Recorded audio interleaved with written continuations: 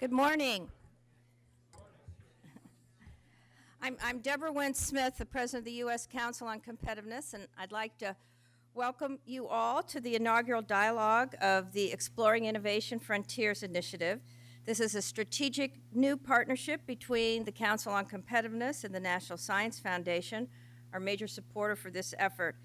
And today we're launching a new conversation to change the dynamics of innovation, capacity, and reality across our nation. Allow me to introduce some of our distinguished guests and partners. First, the NSF Director, Dr. Franz Cordova, Dr. Pramod Kargonenekar, the NSF Assistant Director for Engineering, Dr. Grace Wang, the NSF Deputy Assistant for Engineering. We're all very honored and delighted to have you with us at Georgia Tech today. I want to, of course, thank very much our host, President Bud Peterson, the President of Georgia Tech. Bud, I will comment in a moment, but your national leadership is renowned, and having us here today for the kickoff of this initiative is not by accident, but it's a further testament to the leadership of this institution and your leadership. Thank you so much. President Peterson is a longstanding, very valuable member of the Council on Competitiveness, and we are very, very excited, as I said, to be here at Georgia Tech, because as a moment, I'll tell you, that's in a way a story of Back to the Future. I also want to thank our other co-hosts, Mike Cassidy. Where's Mike? There you are, Mike, who's the President and CEO of the Georgia Research Alliance.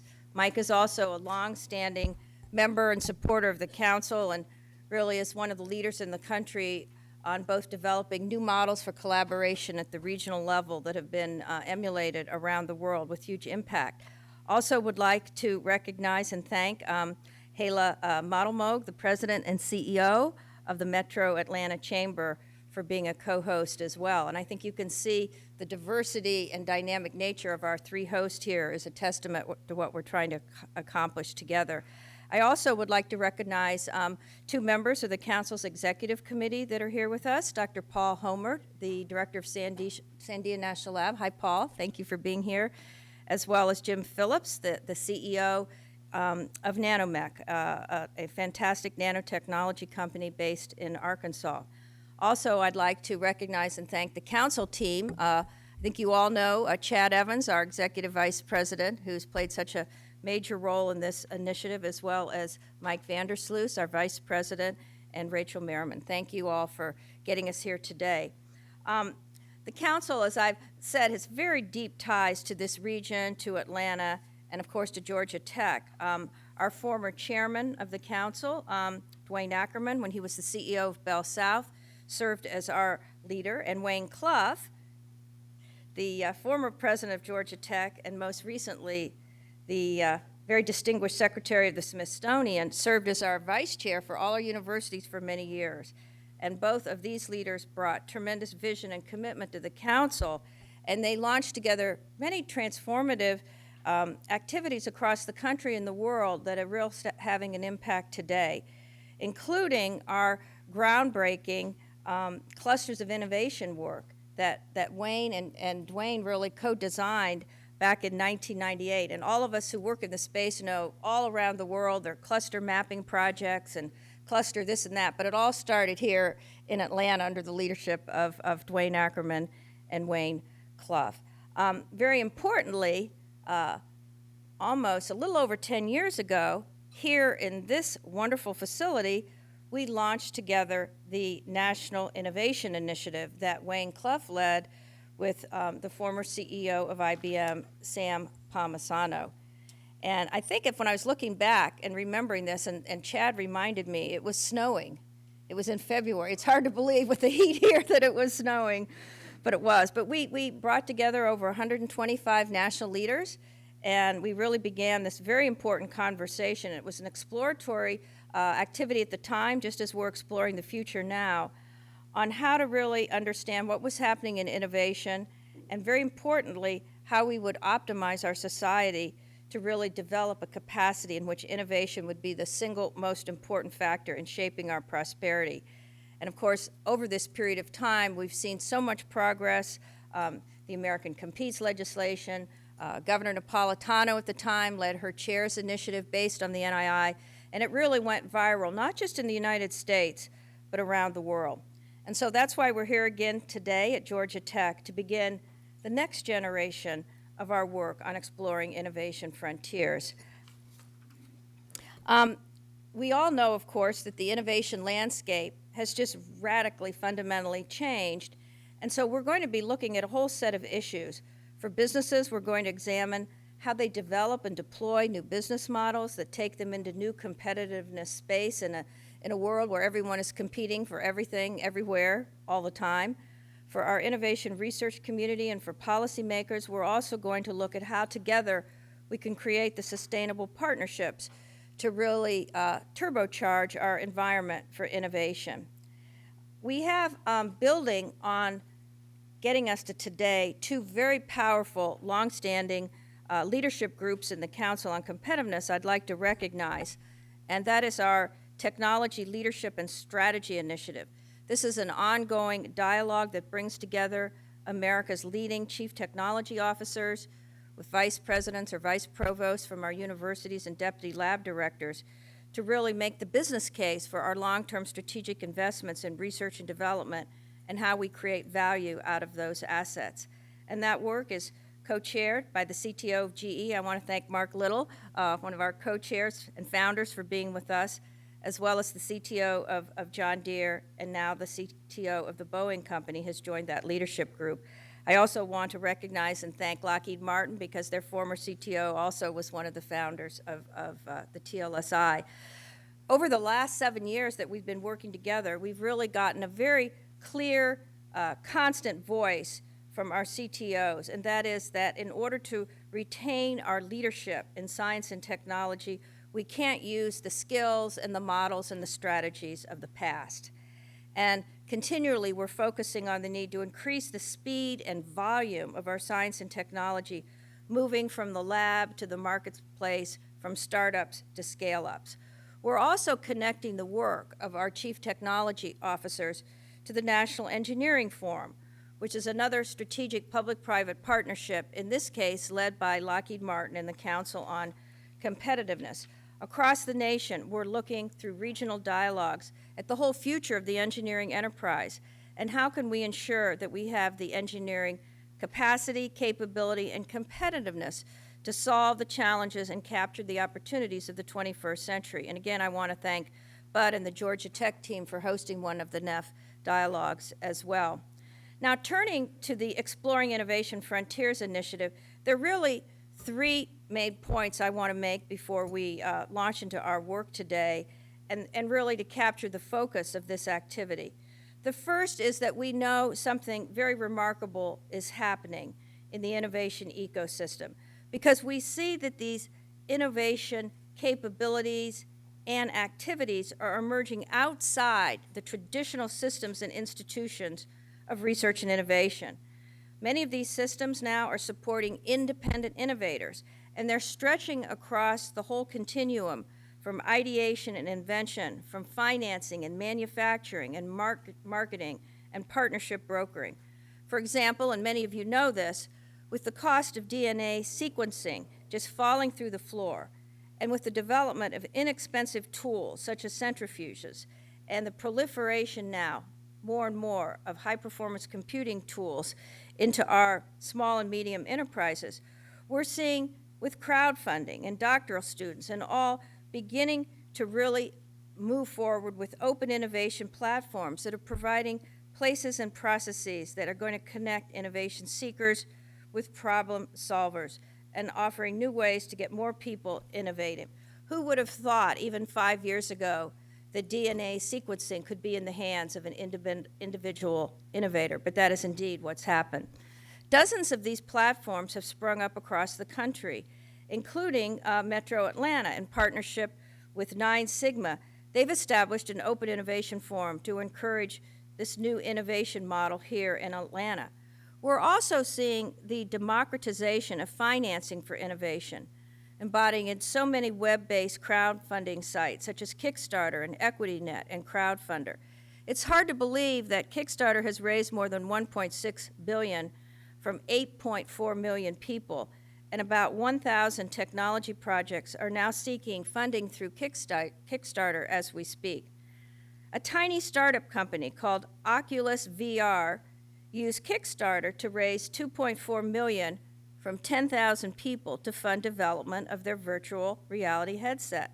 And last year, Facebook acquired Oculus for $2 billion. Quite a nice turnout for those entrepreneurs in terms of their financing capability and the impact for them. And what's happened in cyberspace is now happening in the real world in digitally enabled push-button manufacturing. We're seeing the tools of production available to individuals with disruptive technologies, $1,000 3D printers, prototyping tools, laser cutters, easy-to-use design software, off-the-shelf electronics, and desktop machine tools. The National Engineering Forum is exploring across the nation in already over 16 regional dialogues the future of engineering and how this also now translates itself into this Kickstarter movement so that we marry together the power of science and technology with the engineering capacity to turn these things into reality. So today, it's becoming increasingly possible for someone to imagine, develop, and scale an innovation independent of the conventional institutions of innovation. And with these new models, barriers to entry are falling, the crowds are moving in, and a disruptive force like we have never seen before is about to be unleashed, the collective power and potential of millions of innovators. The second point I want to quickly highlight is, and this is very, very important, and it's been at the heart of the mission of NSF and many of us across the decades, and that is how can we broaden participation in this transforming, shifting innovation enterprise? How can we engage more people and regions that have not played a role commensurate with their untapped potential? We know, of course, that women and minorities are unrepresented in the science and technology enterprise. The data is there in terms of the numbers, but we also want to make sure that as we look at the changing demographics, there are really 3 Ds at play: the demographics, the diversity, and the demand of both the developers and users of innovation that we hope to identify and capture and again accelerate through this initiative. We know we have to focus early on in the pipeline, but at the same time we know we have to expand the parts of the country that are really the innovation hotspots. We have to move beyond Silicon Valley and Boston to really embrace the entire regional capacities of our country as we move out to explore the innovation frontiers. And we're very, very pleased that Chancellor Kim Wilcox, the Chancellor of University of California, Riverside, is with us today. He's going to be hosting our second dialogue. And I also want to recognize the President of University of Southern Florida, Judy Genshaft, for joining us as well. And we look forward very much to your participation today and then across the country. And finally, my third point is that the greatest wealth from technology innovation really comes when we can scale and diffuse this capacity across the country. So reorganizing around new technology is indeed a dynamic and a turbulent process. As new companies come and old ones go, as capital and human resources are reallocated, market shifts and shares are changing before our eyes. We see supply chain reordering, industry clusters, and they bubble up and recede. And you know, many parts of the world see this churn as not being positive, but actually, all the research and the reality shows that having churn is absolutely the beating heart of innovation, because we have to make way for the new as we also say goodbye to the old. And so it is essential that as we move forward, we have a flexible, resilient economic system that can promote this dynamic creative destruction. And that is one of the reasons why the United States has been one of the main early beneficiaries and continues to be of the digital revolution. And it's also why we have to make sure that our overall capital cost structure and our regulatory environment and all the things that enable or hinder innovation move in tandem with the Exploring Frontiers initiative. And that will be something that the Council on Competitiveness, under our leadership with Sam Allen, the CEO of DEER, and others, will be taking on as we continue to benchmark and articulate what is the overall competitive position of our country, and articulate that we really need to move forward and address some of the long-standing barriers around our capital corporate tax structure, as well as other issues that are keeping many capital stranded outside the United States and not back in the United States contributing to this enterprise. While we have to continue to pay more attention to ensuring that we maintain and grow our federal investments in R&D and that we don't let this innovation deficit continue, we have to at the same time move rapidly to close the gap between the startup process and the ability to scale and manufacture here in the United States to serve global markets. And I know that the innovation of the I-Corps initiative is something we'll hear about soon from the NSF director. In closing, I would just like to signal, and some of you have heard me say this, as an archaeologist, we really look at the whole continuum of human history and civilization, and we see that prosperity has always been built around ideas, imagination, insight, the willingness to take risks, and also the willingness to move out into unknown frontiers. I'm sure President Peterson will share a little bit about the amazing arc of history here in Atlanta. But you look back 150 years ago in this city, and you can see that it was the railway and a lot of the critical infrastructure that laid the foundation for Atlanta to really emerge as the 20th century and 21st century innovation hub it has become. The city business leaders were very visionary here because they leveraged the railroads to build entire new sectors of warehousing and distribution and wholesale trade and banking. And they believed in education, and they believed in industrial technology and engineering as absolutely vital to having a more diversified, resilient, sustainable economy as they developed to compete with the North. It was in 1885 that the Georgia School of Technology first opened its doors, and it's anchored today in a tremendous wealth of higher educational institutions here in Atlanta. Atlanta pursued each new transportation and communications game changer, and they created a core multi-model U.S. center for distribution and a vibrant services industry. But they haven't stopped here. They're positioned now to be a leader in everything from healthcare to the nanotechnology revolution. And this is something also that underscores at the heart of the Exploring Innovation Frontiers that today we are very blessed to be living at the very, very heart. We're in the midst of 4 of the great scientific revolutions that have ever come together: the digital, the biotech, the nano, and the cognitive revolutions. And Atlanta is poised to be a leader in all of these capabilities, as are many other parts of our country. So in closing, let me just say innovation is our only sustainable path to prosperity and to ensuring that all Americans continue to have a more prosperous, high-value, high-quality life, as well as it's the only path to address the grand global challenges of our time in the world.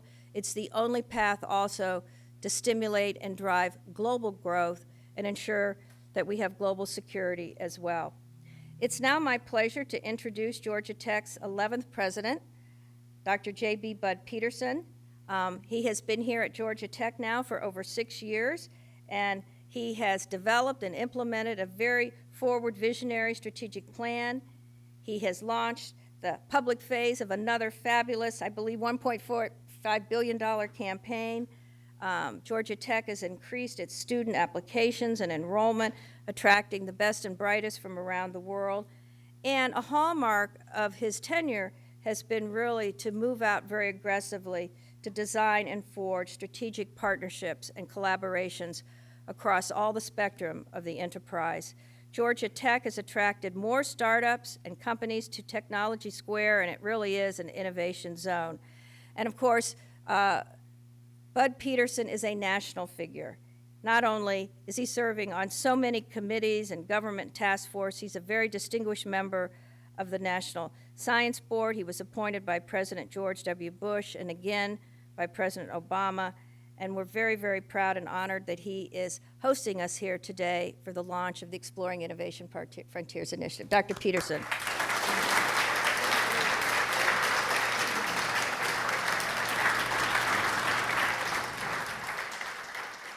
Thank you, Deborah. It's a real pleasure to have all of you here, and we're honored to be able to host this first in a series of conversations about innovation. I want to, while Deborah recognized the co-host, I want to reach out and thank Mike Cassidy. I have to stand there. Okay. Reach out and express my appreciation to Mike Cassidy. As Deborah mentioned, Mike is the president of the Georgia Research Alliance. This is an organization that was established here in Atlanta primarily by the business community as a government organization, but celebrated its 25th anniversary just last Sunday. Business leaders came together. They support a number of things, but probably most importantly, they support what we call eminent scholars. These are outstanding faculty that we're able to recruit from outside of the state. The business community contributes to that financially and also intellectually, and it's just been helped transform higher education here in the state of Georgia. I think 62 eminent scholars that have come here. They provide startup funds. They also have a venture capital fund that supports startups that are created at our universities. And then Hala Modelmog, the president and CEO of the Metro Atlanta Chamber. I've been in Denver and Kansas City and Houston and Dallas, and I can tell you that here in Atlanta, the involvement and engagement of the business community is unlike anything I've ever seen. Here, the business community, the leadership comes together to try to influence and enhance the business climate that exists in Atlanta. And it's really because, in part, or in large part, because of the leadership that the Metro Atlanta Chamber provides. So Hala and Mike, thank you for helping to co-host this. We've all partnered on several of these initiatives before, but it's really, I think, unique for us to come to this particular place to talk about innovation. This area that you're in we refer to as Tech Square, Technology Square. It was actually the vision of President Emeritus Wayne Clough, my predecessor. Started about 12 years ago. This was 12 or 13 years ago. This was vacant lots, broken glass, and razor wire. It was not a place where you'd want to spend a lot of time. Georgia Tech jumped the connector. There's a pedestrian bridge just right out here. I've heard it's 299 feet wide because if it's 300 feet, it's a tunnel, and you have to light and ventilate it. But there are no on-ramps to the interstate, and so it's really a pedestrian bridge, and you have no idea with the grass and the trees that you're walking over 16 lanes of interstate traffic. We came over here, located the bookstore, the conference center where you are today, the hotel, which is right next door, the foundation, and the Scheller College of Business. And as a result of that moving across the connector, what has happened here in Tech Square is a very, very exciting and vibrant community. An entrepreneurial ecosystem is how we refer to it, and I'm not sure exactly what the initial plan was, but in addition to focusing on small startups and innovation and technologies, commercialization of the technologies that are developed on our campus by our students and our faculty and staff. Over the course of the past 5 or 6 years, we've seen an evolution that is actually quite remarkable, unlike anything I've seen anywhere else, and that is where large companies come in and create innovation centers. We have kind of the first group that was here, Ernst & Young, ThyssenKrupp, Panasonic and Penguin Computing, and then just recently we've had kind of a host of other innovation centers that have opened up here, including AT&T Mobility, Home Depot, Southern Company, Coca-Cola Enterprises, NCR, WorldPay, and these are large companies that are coming in, try to create a landing party or an outpost where they can have 20 to 50 employees. They can attract and hire internships and students, interact with our faculty, our staff, and researchers to help take the ideas and the innovation that exists at Georgia Tech and move that into their larger companies. So in addition to trying to focus on small startups and the innovation that occurs around those small startups, these innovation centers have started to flourish, and we're working very hard to make sure that they can be successful. The latest development over here is High Performance Computing Center. We just received approval from the Board of Regents to move forward with the construction of a high-performance computing facility. If you stand at the hotel and look across the street, there's a vacant lot to the right, almost vacant. There's a small part of a building there, which was designated as a historical landmark facility after we bought the property, which is not the best timing in the world. But we will create build a 750,000 square foot, about $350 million high-performance computing facility to try to continue the growth and expansion that exists here in Tech Square. I look forward to the conversation today, and you'll see that the format that we've put together is really a format of a lot of small breakouts and discussion groups where hopefully you can learn from each other, share your experiences, and we can all learn more about how to create innovation, these types of innovation ecosystems to ensure the success of our enterprises. Today, Georgia Tech starts about 40 companies a year out of the technologies that are developed on our campus. Our goal is to move that to 100 companies a year. It's an aggressive goal, but we've got a number of programs. You'll hear about some of them. I'm sure Dr. Cordova will talk about I-Core a little bit. Georgia Tech was one of the first 3 I-Core nodes, but a whole host of other programs that you'll hear about. Summer Startup, Flashpoint, a number of programs that are offered through the ATDC, the Advanced Technology Development Center here in Atlanta. And with that, I want to introduce our first plenary speaker, Dr. France Cordova. Dr. Cordova is the director of the National Science Foundation. I have the pleasure of working with her as a member of the National Science Board. She was confirmed by Congress, by the Senate in March of 2014. She's a distinguished scientist in her own right. Prior to taking over the responsibility of the National Science Foundation, where she oversees about a $7 billion budget, she was the president of Purdue University.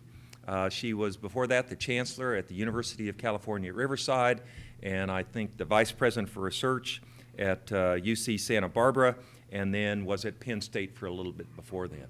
She's also served as the chief scientist for NASA and was the chair of the Board of Regents that oversees the Smithsonian Institution, where I'm not sure who worked for who, but where she interacted with Wayne Clough, who was the secretary. Once he left Georgia Tech, became the secretary of the Smithsonian Institution. So she has a number of honors and awards, is married to Christian Foster, and has 2 adult children. So France, with that, thanks, and thank you for being here.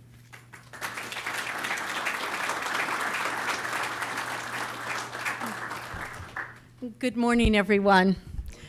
And thank you very much to both Deborah and to Bud for those excellent speeches, for setting the stage and getting us all energized about what's happening in Atlanta and more broadly in the nation. This is truly a very exciting time. We all have a challenge in front of us, and let's get to it. This is the very first of our dialogues, as you know, and it's just such a pleasure to be hosting it here in Atlanta. And last night, Bud was telling us about all the wonderful things that are happening recently, and I think one of the most remarkable is to get a call from the White House that says the president is going to be here in 6 days, so you better get ready for that. And that shows Atlanta is really really on the map when the president just is looking at his calendar and deciding that he's going to come down and make some remarks and use Atlanta as a staging ground for a national initiative. Well, I'm just very, very pleased that NSF is a part of this collaborative effort, and I thank the Council on Competitiveness for coming up with this wonderful idea that is so timely, as you've heard from Deborah and Bud, and I will elaborate on. I'd also like to take the opportunity to introduce you to one more person that's here, also from the National Science Board, and that's Diane Souvain, who I just saw in the audience. Raise your hand, Diane. The National Science Board is the governing institute for our body that has oversight for the National Science Foundation, does all the policy work. And I was pleased to be on the board for 6 years before I was appointed by the president to my current position. And there I worked with Bud and Diane, and also Wayne was still on the board just as I was coming off. And so it's, but more recently, we've also expanded that to where discoveries and discoverers begin, because of course it's all in the talent pool. The National Academy of Engineering just last week issued a report called Educate to Innovate, and it makes the point, quote, innovation is part of the American DNA, but that doesn't mean that we should take it for granted. And that's really why we're here today in just one sentence, is because we don't take innovation for granted. We realize that we're on a changing landscape. We realize that it is we who have the opportunity and the power to influence that landscape for innovation. We think it's time for changes, and we want to ensure that the entire country participates, contributes to this change, because that will be a bigger dynamic. Our societal and innovation landscapes have changed and continue to change rapidly, and we need to understand these changes thoroughly. I think of us as explorers, and exploring is also part of our American DNA. We are a country that first started out exploring and pushing westward, and then pushing up to the heavens and space and beyond. And so I think of us returning to a place that we once knew well, we thought we understood, with a map that was accurate before, but doesn't describe the landscape as accurately now and needs some revisioning. To do this, the National Science Foundation has awarded a grant to the Council on Competitiveness for an initiative that we call Exploring Innovation Frontiers. We expect a series of dialogues, about 5 in all nationally, to deepen our understanding of our situation and create approaches for the future of innovation in the United States. We're looking for the next big thing, and we, as the National Science Foundation, we are continuously investing in new programs. And I'm going to talk about examples of a few of those that we've been doing, some for decades, and some are just brand new. And you have, some of you in your packages, and if you don't, it's out in front, just a one-sheeter. I kind of cheat. I like to just have everything on one page, so my team is now double-sided everything. Okay, that's our one-pager. But this is called Fuel for Innovation, and it lists a lot of programs that the NSF is investing in, and I'll talk about just a few of those. We have a very strong tradition to draw on. Since its beginning, the NSF has played a crucial role in supporting innovators whose work has helped to make the U.S. a global leader. We've been at the forefront of creating models in which innovation thrives. And so the 4 that I'll talk a little bit more about are Accelerating Innovation Research, or AIR program, the Engineering Research Center program, the Industry University Cooperative Research Centers program, and the Small Business Innovation Research program, and finally, Innovation Core, or I-Core, that Bud alluded to, where Georgia Tech was one of the first nodes. Each of these concept innovations, and that's what we really refer to them as, innovations in the way we translate discovery to the marketplace faster. And as you know, there's a big emphasis to do that. Each of the programs was developed at a time when our needs called for different approaches, but all of them were designed to speed this translation to the marketplace, and they've had great success. The Accelerating Innovation Program aims to move previously NSF-funded research with promising commercial potential toward the market. Projects are supported to demonstrate proof of concept and prototype, or scale up while engaging faculty and students in entrepreneurial and innovative thinking. So we like to think we're on the beginning of the whole innovation chain that leads to the market. The Engineering Research Center program joins academia, industry, and government in partnership to produce transformational systems, along with engineering graduates who are adept at innovation and primed for leadership in the global economy. And Pramod Karganagar, that you were introduced to earlier, who's here, leads our engineering directorate. It is in charge of all the engineering research centers across the country, and they're just doing amazing things in specialized areas. And then there's the Industry University Cooperative Research Centers, which is a mouthful to say. We call it IUCRC. And it's been a tremendous platform to stimulate academic industry partnerships. It's NSF's first centers program. It was initiated in 1973, and today it has 80 active centers across the U.S. with academic partners from 225 universities and a large number of private companies and government agencies.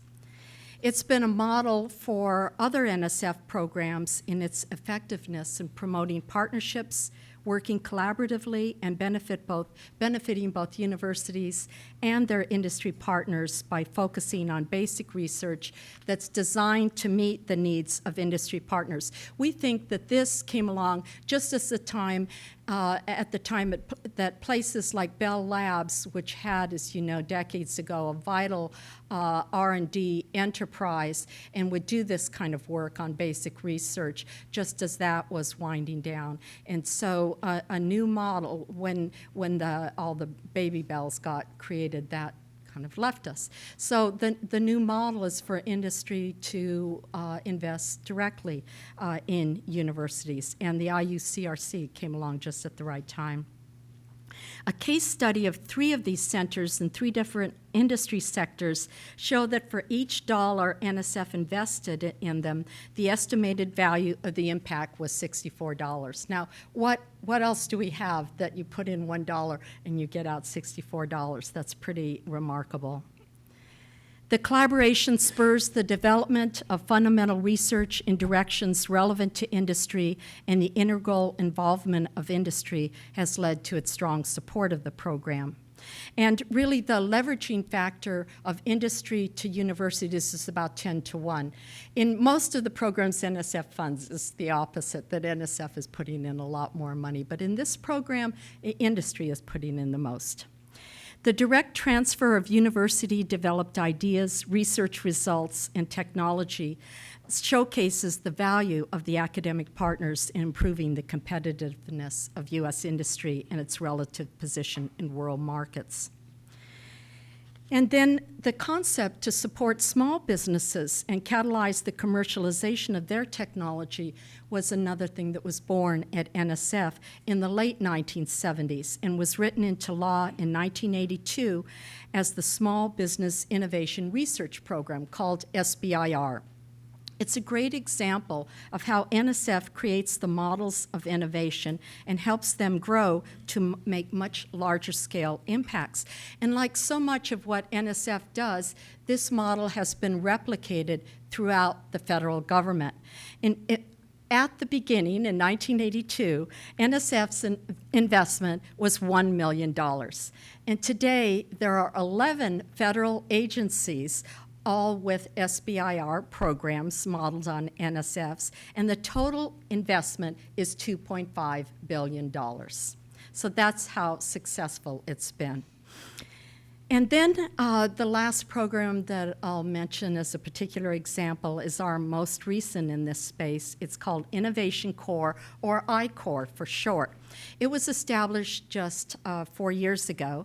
It's an experiential, entrepreneurial education program for graduate students and faculty. And it's transformed graduate student opportunity. And as I go around the nation and talk with universities, I see that it's also transformed the way faculty members think about discoveries and its potential. I've heard faculty members who are engaged in this program or swept into it, as it were, say that previously, and some of them are theoretical engineers and physicists, say that they never anticipated that they would be involved in translation. They were interested in basic research for its own sake, curiosity-driven. They want to know how the world works.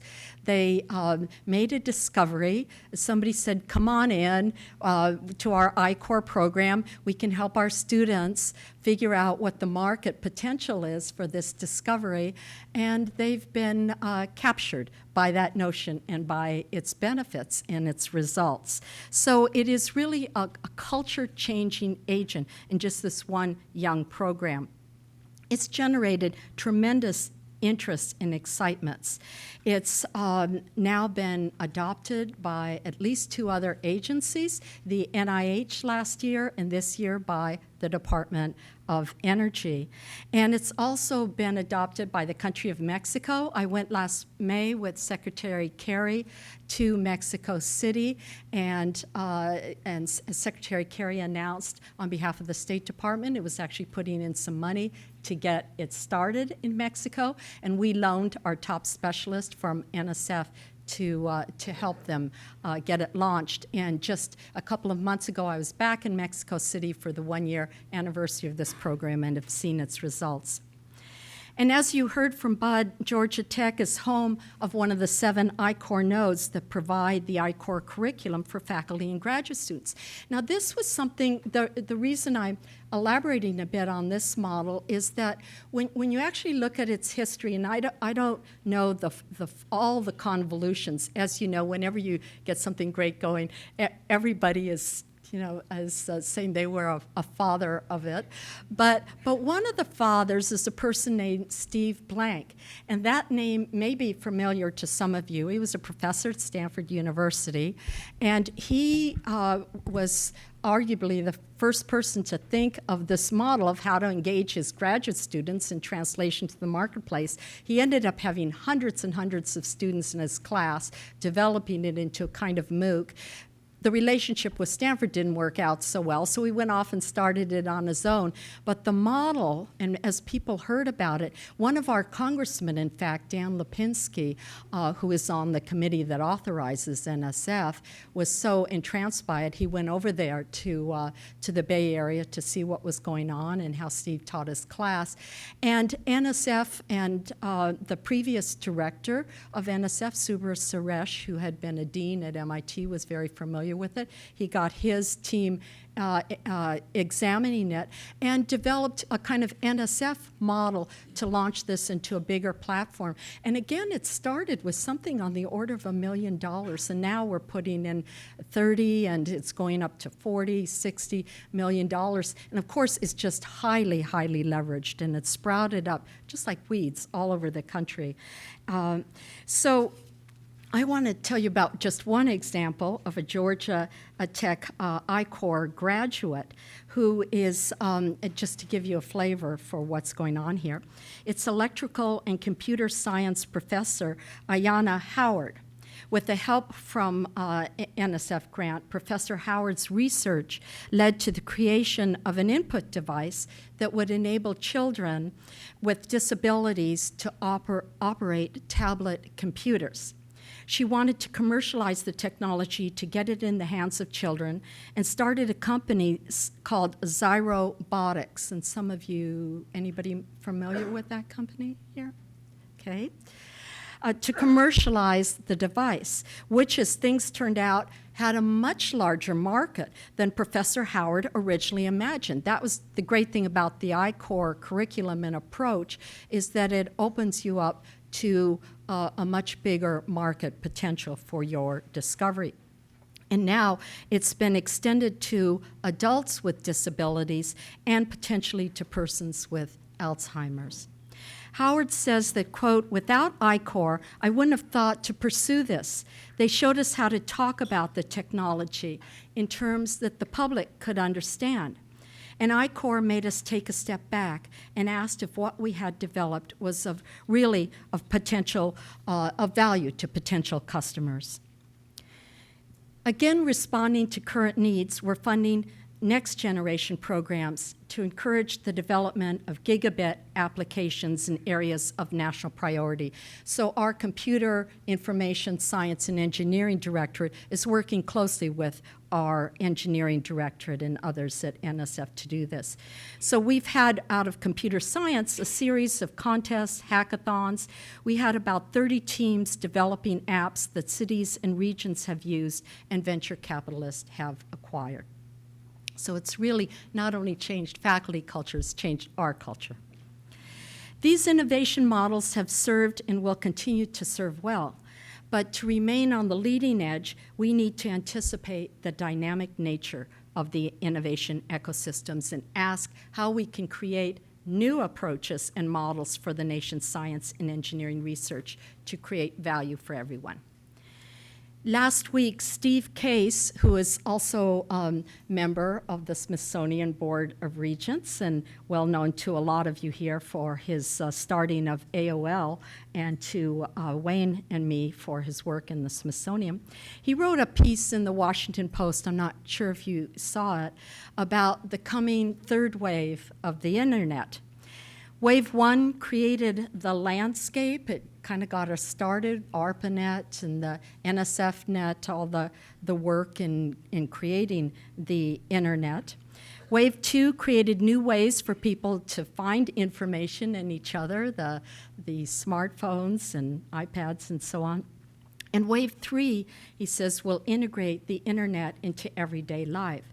So Case says, quote, third wave companies will take on some of the economy's largest sectors: healthcare, education, transportation, energy, financial services, food, and government services, sectors representing more than half of the U.S. economy and now all ripe for disruption.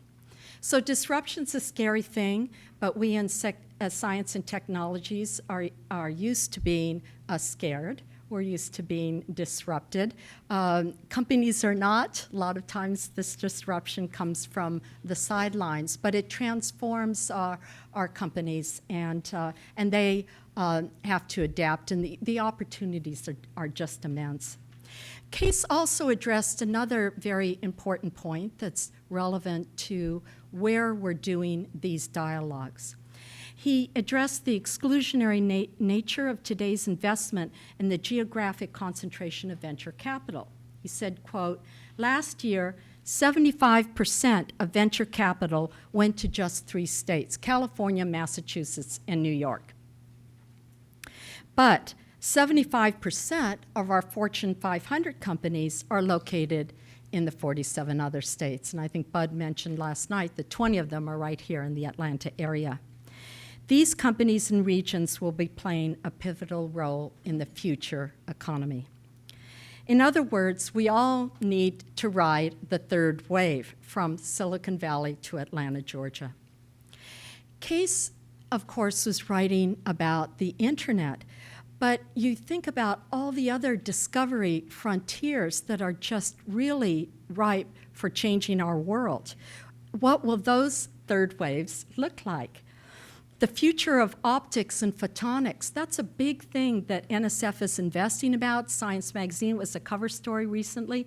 This is called the Year of Light in Paris. We had in January, the opening of that. We'll have in DC the next section of that, and the whole government is involved. There's the future of synthetic biology, another huge investment on the part of NSF and others. 3D printing, and look, NSF funded the very first grant for 3D printing, and look where that is leading us now. They're even looking at organs being 3D printed.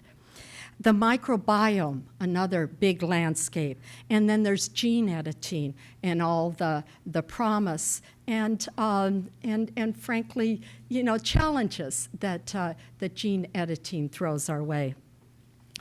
What kind of outcomes can we expect when we engage across communities and draw on diverse experiential knowledge, including in the discovery process, people with diverse backgrounds and perspectives? And Deborah alluded to that and how important that particular aspect is. I'm not concentrating on that in my remarks, but I do want to reinforce what Deborah said, that NSF has a huge commitment to inclusion. In fact, that's one of our big investments in fiscal year 16 budget going forward. And just this past week, we had a big workshop at NSF bringing together the representatives from the whole country to talk about how we could reach out and provide more access to our rising and changing demographic everywhere in the science and engineering process. We might get a glimpse of our future by looking at current innovative regional models to address the formidable challenges of policies for, in this particular example, which is kind of what I want to close with. I mentioned that I go around the country and I'm always looking for what's new, what's going on, what should we be reinforcing our investment in, how should we be changing our investment. And I found a very interesting example of regional people from all walks of life, government and university and industry and mayoral enterprise, coming together to address the use of water drawn from the Colorado River. And this was at Arizona State University's Decision Center for a Desert City. That's what it's called, a decision center, because everything today is about making wise decisions that face our communities.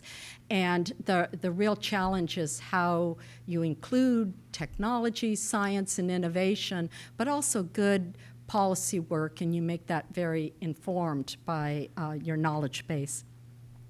This center is an interdisciplinary research center that advances knowledge, education, and community outreach for urban climate adaptation because they're facing a huge drought and its consequences.